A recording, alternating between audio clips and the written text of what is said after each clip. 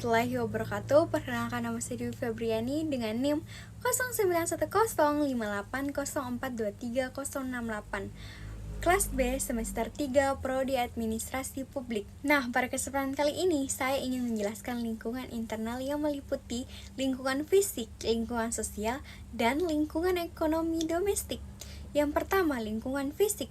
Lingkungan internal sistem politik Indonesia dari aspek lingkungan fisik mencakup beberapa elemen penting. Yang pertama, kondisi geografis. Indonesia sebagai negara kepulauan memiliki beragam topografi dan iklim yang mempengaruhi kebijakan politik dan ekonomi. Luas wilayah dan letak strategisnya di jalur perdagangan internasional memberikan keuntungan dan tantangan dalam pengelolaan sumber daya.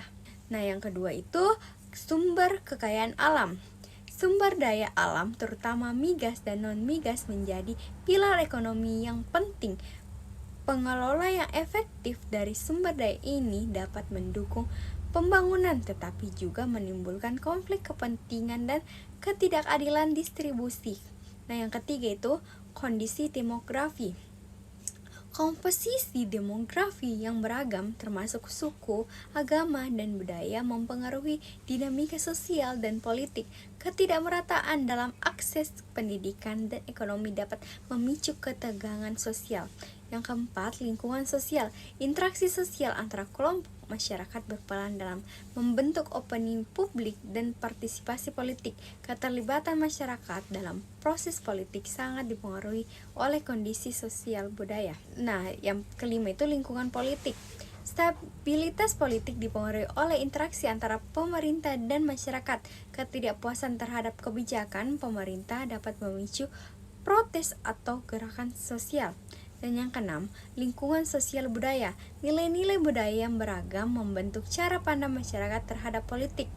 Budaya lokal seringkali mempengaruhi tingkat partisipasi politik dan kepercayaan terhadap lembaga negara. Dan yang keenam, lingkungan pertahanan dan keamanan.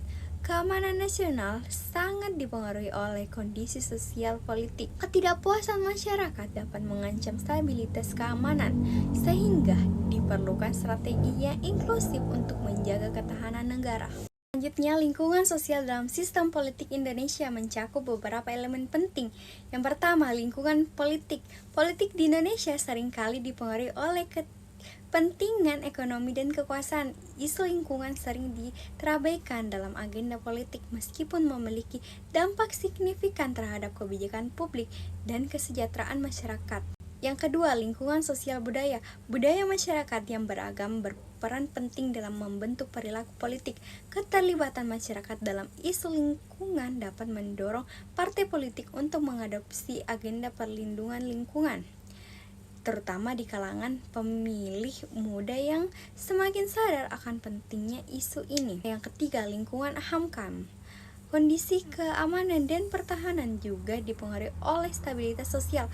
Ketidakpuasan terhadap kebijakan lingkungan dapat memicu protes yang berdampak pada keamanan nasional, sehingga memerlukan perhatian dari pemerintah untuk menjaga keamanan sosial. Keempat, lingkungan hukum. Sistem hukum yang kuat diperlukan untuk mendukung perlindungan lingkungan. Kebijakan hukum yang adil dan transparan dapat meningkatkan kepercayaan publik dan memastikan bahwa kepentingan lingkungan terlindungi. Sementara pelanggaran hukum dapat menimbulkan konflik sosial. Nah, selanjutnya lingkungan ekonomi domestik. Indonesia terdiri dari beberapa elemen kunci yang memengaruhi sistem politik, yaitu sumber daya migas dan sumber daya non-migas dan sumber daya pajak. Sumber daya migas, sektor minyak dan gas bumi migas merupakan salah satu pilar utama ekonomi di Indonesia. Ketergantungan pada migas cepat memengaruhi kebijakan politik, termasuk pengelola sumber daya dan distribusi hasilnya. Isu lingkungan dan keberlanjutan seringkali menjadi perdebatan dalam konteks eksploitasi migas.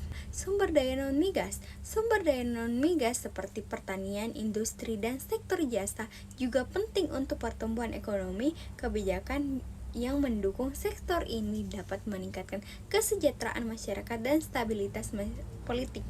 Namun, Ketidakmerataan akses terhadap sumber daya ini dapat menyebabkan ketegangan sosial. Sumber daya pajak. Pajak adalah sumber utama pendapatan negara yang mendukung berbagai program pemerintah. Kebijakan perpajakan yang adil dan transparan dapat meningkatkan kepercayaan publik terhadap pemerintah. Sebaliknya, kebijakan perpajakan yang dianggap tidak adil dapat memicu protes dan ketidakpuasan masyarakat. Nah, jadi itulah pemaparan materi dari saya. Sekian dari saya. Wassalamualaikum warahmatullahi wabarakatuh.